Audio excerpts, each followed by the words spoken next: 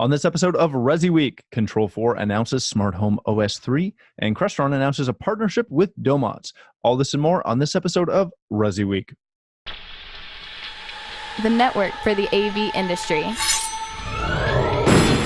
What are you listening to? This is AV. This is AVNation. This is AVNation. This is ResiWeek, episode 173. Click to accept. Support for AVNation is brought to you by Peerless AV, driving technology through innovation. And by Access Networks. Welcome to ResiWeek. This is your weekly wrap-up of all the latest news and stories for the residential AV industry. I'm your host, Matt D. Scott for AVNation.tv. And today I'm pleased to be joined by Brad Heinz. He is the Senior Director of Product Marketing for Control 4. How you doing, my friend? Doing great, Matt. Thank you so much for being here. Then we have John Clancy. He is the VP of Residential for Crestron. How are you, sir? I'm good. How are you, Matt? I'm doing great. And last but not least, we have one of my longest standing friends, Richard Fergosa. He is the principal and founder of Fergosa Design. How you doing, bud? Fellow West Coast greetings. I'm just so honored to be wedged between two titans as I right now. It's like, they can't necessarily see my foursquare going on, but I'm like just the grandness that surrounds me. It's a wonderful way to come out of a holiday. Wait, did I somehow get included into that? No. Okay, perfect. Just around me. Got it. I thought so. I got confused for a moment. All right, gentlemen, let's kick this off. This comes to us from AVNation.tv.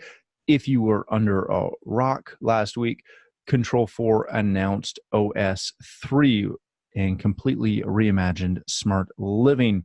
It is a new platform that is going to allow essentially every connected device in the house to hopefully connect to it and give you a vast variety of features, somewhere in the neighborhood of, if I remember this correctly, over 1,000 new features. So, Brad, let's start with you on this, obviously.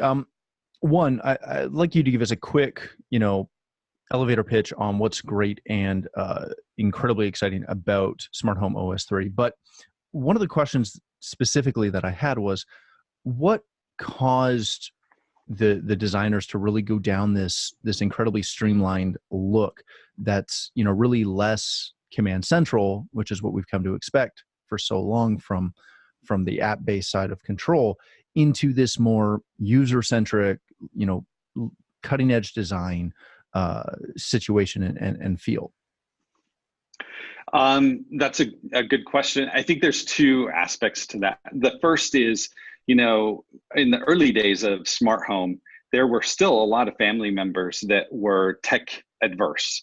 And didn't really, understand how to interact with things super intuitively. So you needed that command central type of an approach to make it approachable for everyone in the family. But over the last 10 years and the way we've all embraced smartphones, everyone in the family now is very adept at a lot of these common interactions that we do on our touchscreen based mobile devices. And so we wanted to leverage that experience and understanding and bring that into the home and in the way that you interact with it. That was one. The second is that as everything becomes more complex, more connected, it brings in a lot more complexity. And so we wanted to provide homeowners with more flexibility to be able to get to their favorite devices. Or to see only the lights that are on, or the shades that are open, or the doors that are unlocked. And so OS 3 really elevates all of those favorite devices and removes a lot of that complexity, because in a Control 4 home, on average, they have 40 connected devices. And, in the early days when you had 2 or 3 or 4, clicking around was okay and that was acceptable. But now when you get into 40 up to 100, over 1,000, you need a user interface that's very flexible, hides all of the complexity, gives you the favorite stuff, and then the ability to drill down further if you want it. And so those were two of the major goals with Smart Home OS 3. Very good. All right, John, let's come to you next on this. Something that really hit me with the release of Smart Home OS 3, as well as the release of Crestron Home that was announced back at ISE, is that both companies, and really everyone who offers app-based control, is really going down this path of allowing the end user to personalize their experience, to personalize their app and have a level of control, which again, we really have not seen that in app-based control in the past. Where is the delta between giving the end user enough control that they feel that they can personalize things and giving them too much to where they can really make it even harder to operate? Where's that break point? And I think that's a great question, because there is a fine balance there, right? You don't want the end user to become programmers, right? Or give them that ability or put that onus back on them. But in this day and age, the average end user expects some ability to be able to customize and personalize their systems, right? And again, our focus over the past couple of years is really about simplifying deployment of, what was traditionally known as a complex system. Crestron was always looked at this very complex thing to deploy. So simplifying that, but also, providing some end user customization and personalization, especially in this room-centric feel, where I get to see everything in my space, my immediate space around me. And as Brad pointed out, the hundreds, if not thousands, of connected devices in some of these homes, making that really easy to operate and to just to interact with in general. Very good. Rich, speaking of complex systems, when you follow the changes that are happening within the industry, right? Smart Home OS, very user-centric, very, I don't want to say easy to program, but it's something that everyone is continually trying to make this process significantly easier. What does this do, if anything, to that, that knowledge base and that technical skill that you yourself as a advanced programmer have? Does this diminish the ability to code and what happens from the type of projects that you traditionally work on, whereas now a lot of that could be achieved fairly easily with Smart Home OS 3 or Crestron's Home OS? Where does that, how does that fit into the industry? Well, I think, the first thought that everybody always had when an announcement like this is made is that immediately the emperor has no clothes, right? It's now going to completely change and revolutionize things. And for me, it's a matter of just establishing some perspective. I'm going to point out John and myself. We both have had careers as integrators, and between the two of us, probably close to about 50 years of combined experience as integrators. And when we first started out with control systems, there were two at the time. And they were almost exclusively for bespoke systems.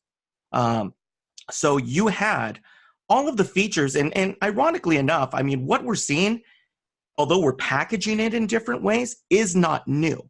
What has changed, and what I'm excited about, and the perspective that this brings, is it's accessible. And that's a huge difference at this point. We're able to deploy, if you will, are able to deploy solutions that 15 years ago, 10 years ago, 5 years ago, there was a price point and a price of entry that you needed to work your way into. Now, and I've always said, what's been the key to this? And over and over, mobile, right? Everybody has a computer in their pocket now.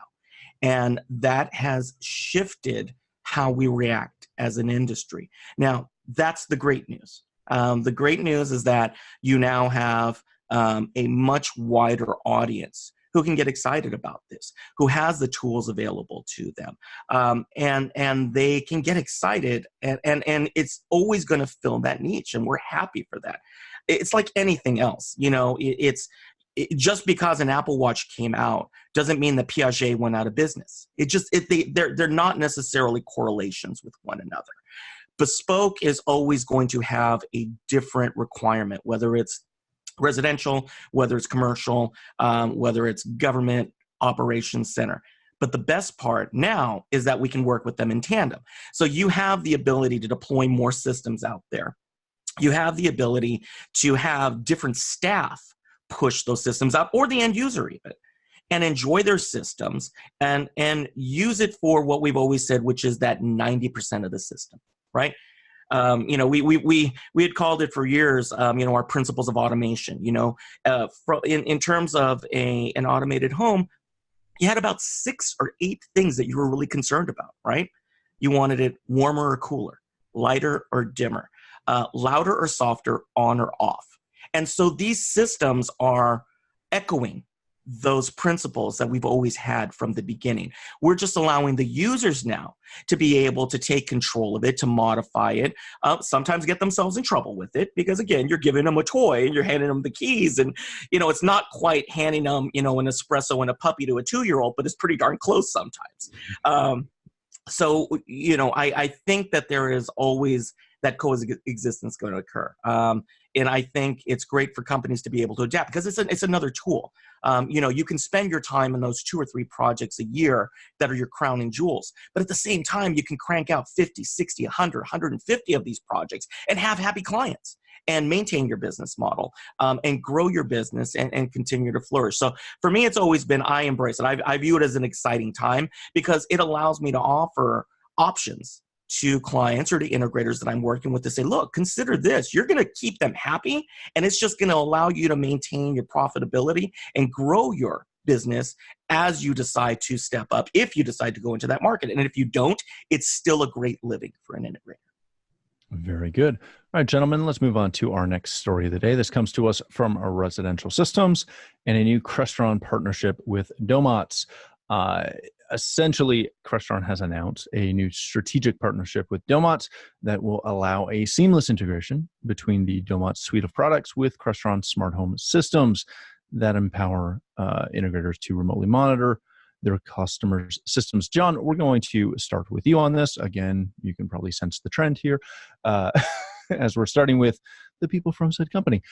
John, the main question I had for you on this was, remote is obviously becoming such a huge aspect of so many integrators' businesses. What drove Crestron to partner with Domotz opposed to just developing your own? So look, that really comes down to a few things. We've had mycrestron.com in place for a while, and it does a really good job at backing up your Crestron home system. So every iteration of changes gets stored in the cloud, and it's a great resource even for notifications if a processor or a Crestron device falls offline. What the Domotz partnership allows is this higher level of interaction between third-party devices, right? So devices like power controllers and PoE switches and things like that that allow the dealer to more proactively support not just our products, but all of the products that they're installing in the home, as well as tie those into a quick abilities to be able to reset and restore functionality for certain devices via the interaction of these power controllers or PoE switch ports. Very good. Richard, when you follow this, when you follow the proliferation of remote monitoring, remote access, something that I feel gets overlooked more often than not is how an integrator essentially verifies their legalities and covers their liability when they start putting remote access in and control that they obviously have remote access to. How do integrators go about creating either a policy or a system so that it's not just the client signing off on essentially a bill of materials, but that they truly understand what they're giving their integrators? Well, I think you've got a difference that you kind of have to draw a line between residential and all else. When you're dealing with commercial, when you're dealing with government, when you're dealing with education, you have far different security policies that you're dealing with. Just strictly in basic commercial, you've got financial responsibilities, you've got SEC responsibilities, you have HIPAA when you're dealing with medical. So I'm going to set those aside for the time being, because that tends to be a policy that is required by the whichever organization you're dealing with. Mm-hmm. Now, when it comes to residential, there does need to be a bit more education about the process. I will raise my hand saying that every time I get an agreement from, some kind of software update, I just blindly click accept, right? How many of us go through the 15-page, scrolling document that you have to scroll to get to the bottom before you hit accept? Click to accept is the hardest thing to deal with when dealing with end users and security and privacy. And, GAFA has issues with this. I mean, we're seeing stories every other day about how do we deal with privacy in this connected world. And this is something that integrators do have to spend some time with. We have not had it happen yet, but there will be a time where there will be a security gap or a privacy gap or a privacy leak that will cause some issues and some backlash in the industry. And you just hope that you're not one of the people that's caught in that wave coming through.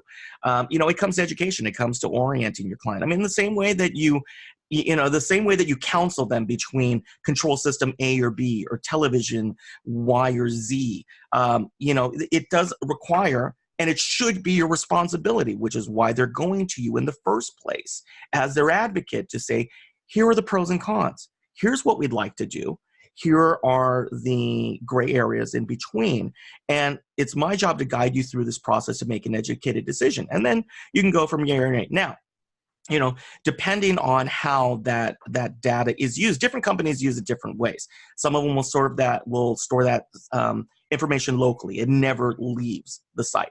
Some of them are cloud-based. We see less and less of that because there are ways to maintain privacy in between. However, when it comes to these systems, and I know Brad was saying, I mean, you're getting to 40, 50, 100, 150 connected devices. You need to know what's going on there. And systems at this point are intelligent enough to be proactive in terms of identifying, diagnosing, and sometimes being self-healing when possible. And so, from the trade-off standpoint, there is the difference of saying, hey, look, we are going to get updates from your unit, but no, it's not going to tell us whether, you're out of diapers. What it is going to tell us is if you are having a unit that's about to fail or a system's overheating, or based upon the continued use, we're seeing some warning flags that this is occurring. And that's the beauty of these systems that are out there. Whether it is a Hiji that was acquired and was part of, the Snap world, or whether Domotz in this partnership that's here, whether it's Backpack. I mean, any of these, I'm a huge fan of it because information is critical to all of this. And especially as an integrator, it's our responsibility to be able to say, we want this system to take care of itself. You should be able to take it for granted as much as you do a light switch. Nobody questions a light switch when you flip the switch. We want to get our technology to that point where it does become ubiquitous, where they're not thinking about it or worrying that, they're going to break the system if they're left to their own devices. So, again, big fan of it. I use it. Typically I wind up, putting them all together because I know if I get two indicators from two separate services, I know I've got an issue as opposed to a false flag. Very good. Brad, this is something that, from the remote access side of things, this is something that, Control4 has offered for a while. There's been a lot of vendors that have been down this route. What is it about remote access that gives integrators so much freedom and so much really, I don't want to say just the caveat of being able to walk in and say, hey, we can fix these problems before you see it. This is something that, as I said, Control4's had for years in this type of thing. How do you promote dealers to really take full advantage of these remote monitoring tools? Well, our approach was to remove subscription licensing, right? Because the challenge with charging for a service like this is who should bear the cost. How do you pass that along directly to a consumer? And that was, directly after we acquired PackEdge a little over 2 years ago, and we gave our dealer channel Backpack, we removed that licensing. PackEdge tried for a while and they failed, and Hiji tried and they failed to monetize those services. And so that was one of the things, we just baked it right into almost all of our networking gear. And I think that there's a lot of really great things to come from that. So one, remove that complexity of the licensing. And then the other thing is, we know that truck rolls will always be expensive. And that is something that we're focused on. We know that our consumers, our homeowners, they want professional help, but they also want to, they don't want to pay $150 just to have somebody come in and reset a device. And so we continue to do product development around that idea, that central focus, to reduce truck rolls by giving our dealers these tools. And by letting them experience it, the first time they save a truck roll, they're totally hooked on being able to use those things. The other thing that is important, as Rich mentioned, is the privacy aspect. And for a long time, we've given our homeowners the ability to switch their dealer of record, remove their access, and make it so that they have complete control over who can connect into their home to control their devices. And they can do it in a moment, or they can do it after having a discussion with their dealers. And, with OS 3, we've continued to give our dealers new remote access tools. Composer Pro, it is the fastest deployment for OS 3 today, and it has all of those remote management capabilities built right in. And so whether it's the networking layer or the home automation layer, those remote access tools are really important for integrators. Excellent. All right, gentlemen, we're going to leave it there due to timing. Thank you, gentlemen, so much for being here. Brad, thanks again for stopping by. Always appreciate your time. If people want to find out more about Control 4 and, more importantly, the new OS 3 debut, where can they find that? Control4.com with the number 4, or on Twitter at Control4. You can also find me on Twitter at Brad Hinze, BradHintze, as well. Excellent. And that is that released today or tomorrow? It is. Well, we actually released it last week, and we have well over 1,000 homes that have OS 3 installed in it. We were talking about it this morning. Excellent. So that's something that's really exciting. Beautiful. Well, thank you so much. John, thanks again for joining us today. If people want to connect with you or learn more about Crestron, where can they do that? Clancy at Crestron.com and Crestron.com/Crestron Home. Excellent. Thank you. Rich, my good friend, if people want to connect with you, learn more about Fregosa Design, where can they do that? Well, one place you can find me is on Twitter at @rfregosa. You can also go to the website, fregosadesign.com. But honestly, most importantly, please come to AVNation.tv. You can find me here on ResiWeek. You can also find me on our one of our sister shows with my good friend Steve Greenblatt, State of Control, where we talk about automation system programming. Excellent. All right, gentlemen, thanks again for joining us. For myself, if you'd like to connect with me, you can find me at Matt D. Scott on Twitter and pretty much every other social platform. But more importantly, as Richie said, please stop by avnation.tv, where you'll find this show as well as a wide variety of our other shows with all the verticals that we cover. When you visit the website, please take a moment to check out our supporters. We are extremely thankful for their support and ask that you support them as well. Thanks again for watching. That's all the time we have for this episode of ResiWeek.